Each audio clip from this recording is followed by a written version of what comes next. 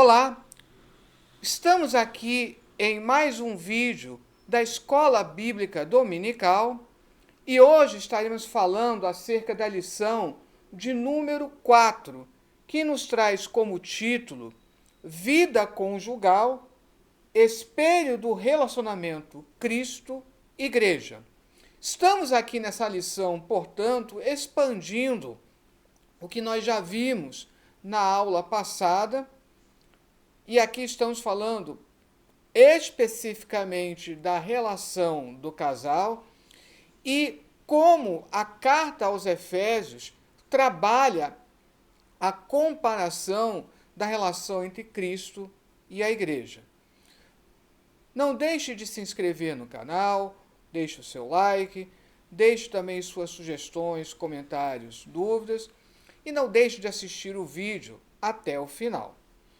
Então, o texto áureo, tirado aqui da carta aos Efésios 5:25, vós, maridos, amai vossas mulheres, como também Cristo amou a igreja e a si mesmo se entregou por ela. Então, é esse versículo que se tornou o versículo-chave dessa comparação da relação de esposo e esposa e a relação entre Cristo e a igreja. Portanto, a verdade aplicada nos diz: a igreja e a família são instituições estabelecidas pelo Senhor Deus, visando o desenvolvimento de seu plano para a humanidade. Deixa eu explicar aqui o seguinte fato. Nós temos lá no Antigo Testamento Cantares de Salomão, um dos livros poéticos e um dos livros atribuídos a Salomão. Neste livro, nós temos um grande poema, segundo alguns estudiosos, mais exatamente 6 poemas entrelaçados, em que o tema unificador é justamente o enaltecimento da relação entre o marido e a esposa. Por isso que Cantares é considerado um manual para encontros de casais.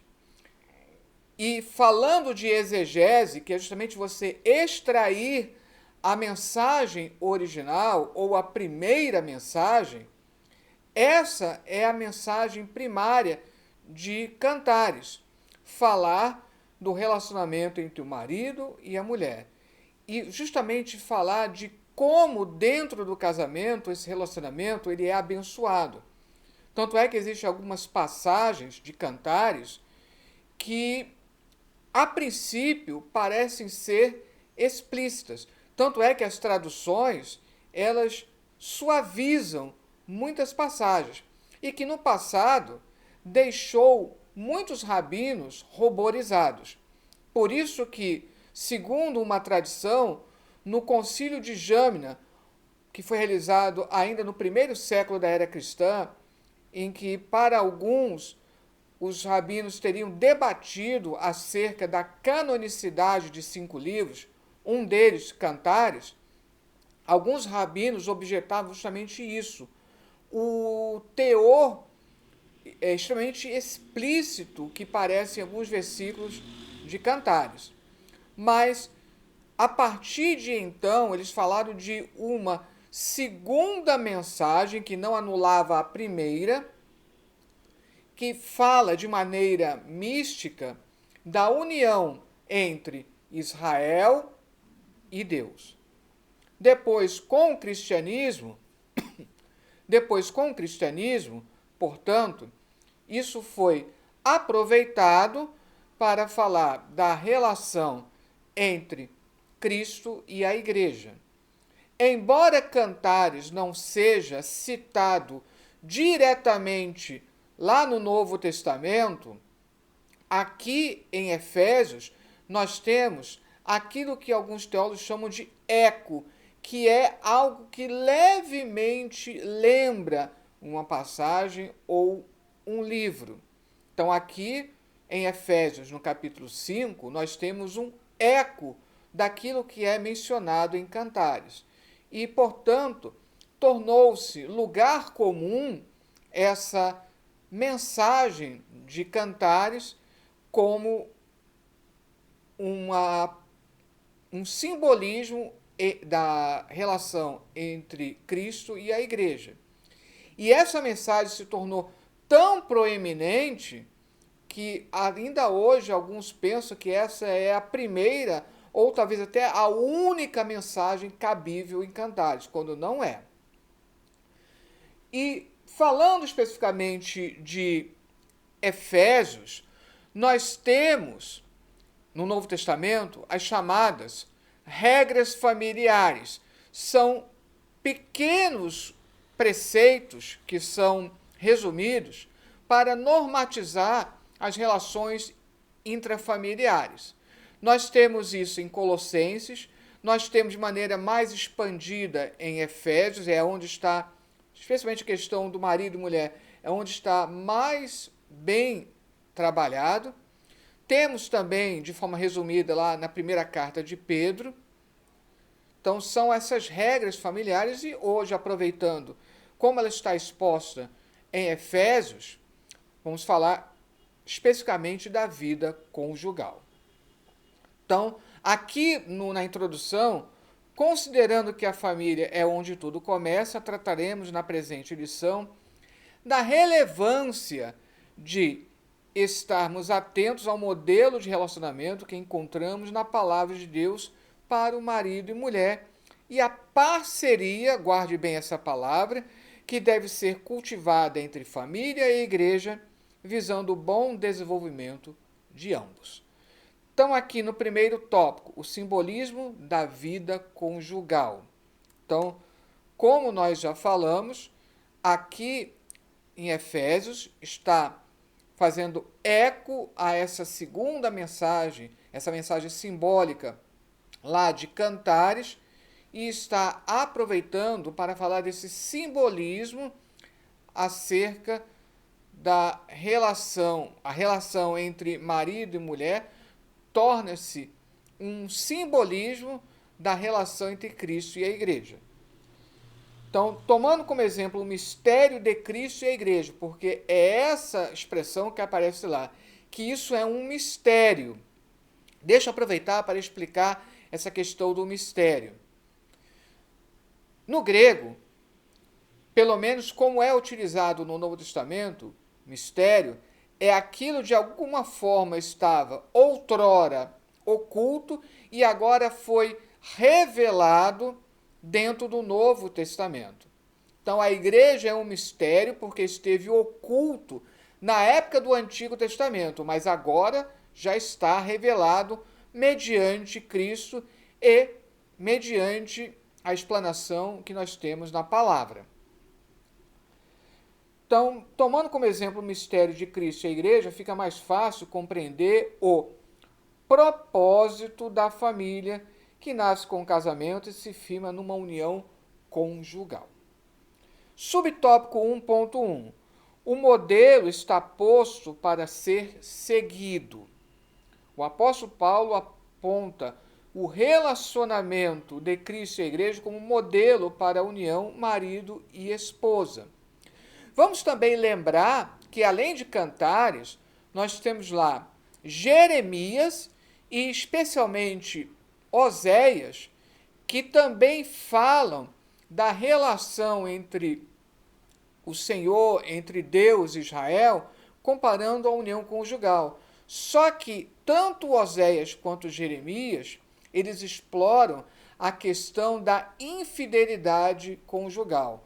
Da mesma maneira que Israel estava sendo infiel ao seu Senhor, ele compara dentro de um casamento a esposa que é infiel ao seu marido. Isso é explorado tanto em Jeremias no capítulo 2, como todo o livro de Oséias, especialmente aquela primeira parte que abarca os 3 primeiros capítulos. Então, esse modelo tem por base Cristo sendo o cabeça e a igreja sendo o seu corpo. Na comparação, é o reflexo um do outro. Então, agora, aqui no subtópico 1.2, o amor e o respeito firmam o casamento. Notem aqui, coloca em primeiro lugar amor. Eu sempre bato nessa tecla. Todo casamento precisa estar primeiramente firmado, fundamentado no amor. Se não há amor, lembre que nós falamos nas primeiras lições, já na fase do namoro e do noivado, se por um momento percebe-se que não há amor, e eu digo mais, se há até dúvidas sobre isso, é melhor não seguir, porque nenhum casamento pode ser bem-sucedido se não há amor, se ele não é fundamentado no amor. Mas há também a necessidade do respeito e do respeito mútuo. Já tivemos a oportunidade de falar, apesar de até mesmo aqui estar colocando o homem como cabeça da família e que diz textualmente que a esposa precisa ser submissa, isso não significa que vá humilhar a esposa, não se fala de subserviência. Submissão, lembrem, significa estar debaixo de uma missão e, portanto, reconhecer do que se trata essa missão, o valor dessa missão. Assim como Cristo ama a sua igreja e a sua igreja o reverencia, assim também o marido deve amar a sua mulher e a mulher deve reconhecer e respeitar o seu marido na sua posição como líder espiritual. Aqui no subtópico 1.3, a sujeição se estabelece no temor do Senhor. Sujeição vem do grego hipotasso, que significa subordinar-se, submeter-se ao controle de alguém, render-se à admoestação ou conselho de alguém, reconhecer como ele é o cabeça, é o líder. Mas volto a dizer, a submissão não pode ser confundida com subserviência. Não pode ser confundida da parte do marido com humilhação. Isso é muito importante. Por isso que aqui complementa. Só com temor e amor a Cristo podemos suportar e sujeitar-se um ao outro. Então, fazendo aqui um balanço do primeiro tópico, eu ensinei que a maneira como Cristo trata a sua igreja deve servir de parâmetro aos cônjuges. Tópico 2. A criação das duas instituições. Já que está havendo essa comparação da igreja e o casamento, então vai agora falar das duas instituições. São duas instituições criadas no intuito de uma abençoar a outra. Uma família, ela precisa estar fazendo parte da Igreja de Cristo, e aqui eu digo que quando nós perguntamos quantas igrejas existem no mundo, é uma igreja, como está lá em Hebreus 12, 22 e 23, a Universal Assembleia dos Santos. Nós temos várias denominações, divisões. Agora, a igreja, como a reunião dos salvos, daqueles que reconhecem a Jesus como seu único e suficiente Salvador, a igreja é uma. E, da mesma maneira que uma família, portanto, ela é convidada a fazer parte dessa igreja única, da mesma forma, uma igreja não pode prescindir das famílias. É um erro, inclusive, querer entender que a igreja não começa em casa. A igreja começa no lar. Na igreja, ou melhor dizendo, no templo, você vai complementar o que você está vivenciando a partir do lar. Subtópico 2.1. A relação entre família e igreja. Deve haver uma íntima relação entre família e igreja. Tanto é que aqui em 1 Timóteo 3,5, falando dos requisitos para um obreiro, diz que se ele não cuida dos seus, ou seja, da sua família, ele se torna pior do que o infiel. A igreja é composta de famílias que se reúnem. E a igreja precisa de programações que envolvam toda a família. O cristianismo ele só pôde contar com templos somente e tão somente a partir do início do século III. Então, na época do apóstolo Paulo, as igrejas elas se reuniam em casas. Portanto, cada congregação, podemos dizer assim, era praticamente uma casa de família. Muito similar ao que nós vemos hoje, a questão dos pontos de pregação que muitas vezes começam em casas de famílias.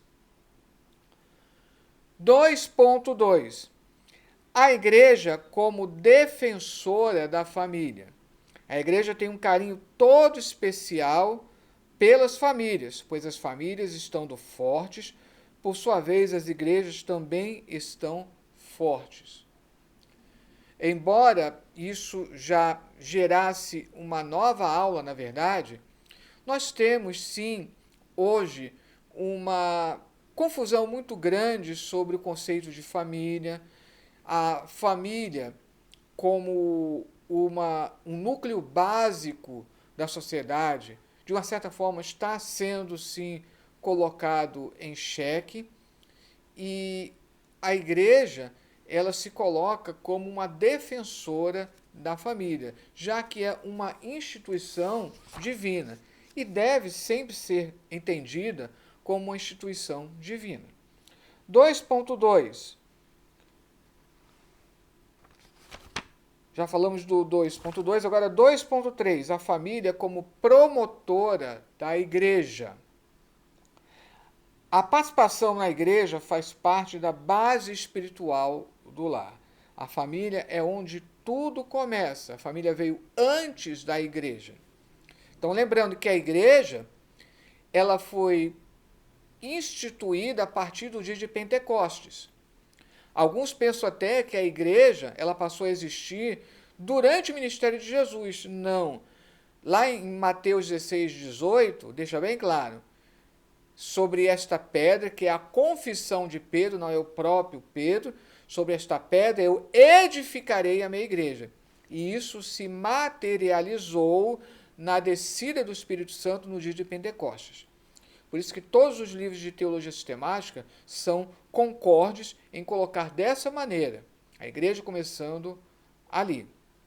E a família ela é instituída desde o Jardim do Éden, desde os primórdios da civilização, desde os primórdios da humanidade.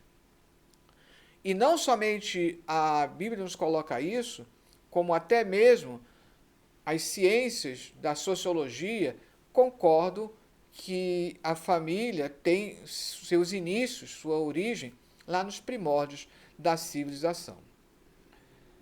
Então, fazendo um balanço do tópico 2, eu ensinei que família e igreja são duas instituições criadas no intuito de uma abençoar a outra. O tópico 3 agora, levando a família a adorar a Deus. 3.1. A igreja é um ambiente para aliviar as tensões da vida. Pela pregação da palavra de Deus, inspirada pelo Espírito Santo, as palavras do pregador, do pastor, entram no coração das pessoas que aprendem que no mundo terão aflições, como disse Jesus em João 16:33. É bem verdade que nós somos chamados também para um serviço, mas não podemos esquecer que, primeiramente, a pregação, enquanto substituta da voz profética que havia no Antigo Testamento, porque nós temos o dom de profecia, mas o ministério profético que é mencionado em Efésios 4, 11 e 12, está falando do ministério da pregação.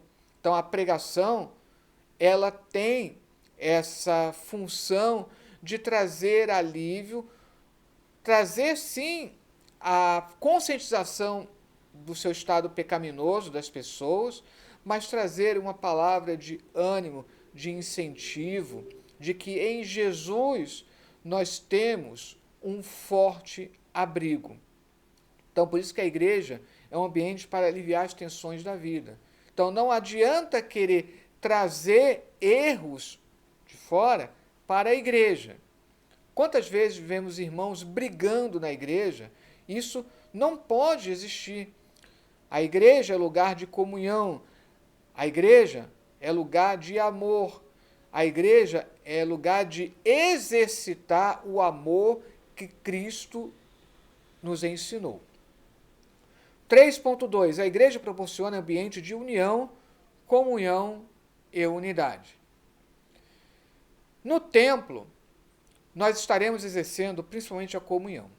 Muitos se perguntam, eu não dependo do templo de estar presente no culto para adorar a Deus. Sim, é bem verdade. E não preciso e nem devo depender do templo para adorar a Deus. Porque, como diz lá em Romanos 12, a minha vida toda deve ser um permanente sacrifício agradável, um culto racional a Deus.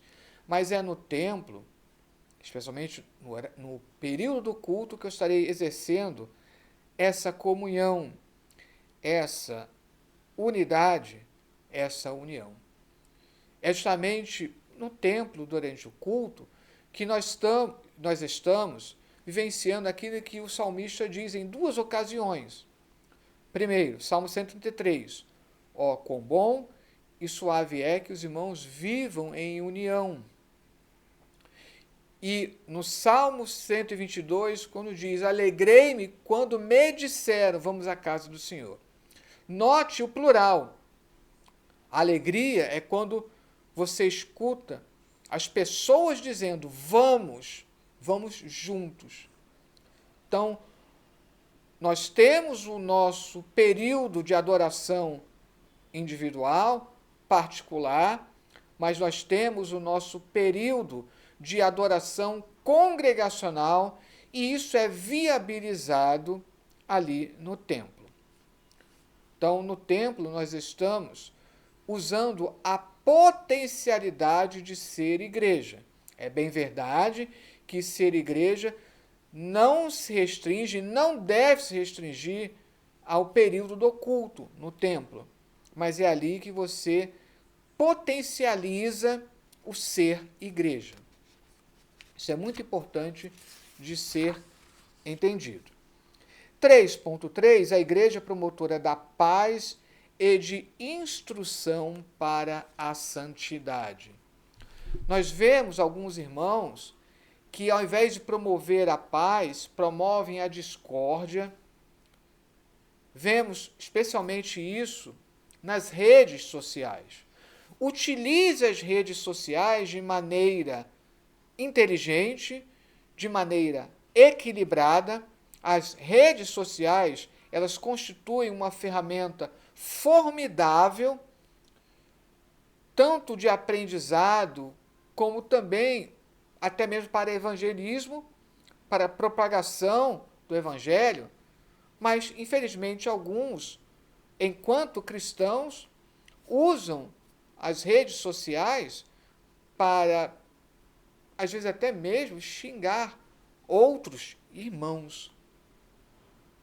E nós vemos que no templo, até mesmo antes do culto, depois, irmãos que discutem, batem boca, que ficam de mal, como nós poderemos transmitir o testemunho de aqueles que são irmãos em Cristo e que devem mostrar isso ao mundo, mas se há inimizade de irmãos dentro da igreja?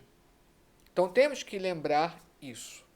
Então, que Deus abençoe e que nós possamos continuar com essas lições preciosas que nós temos nesse trimestre, em nome de Jesus.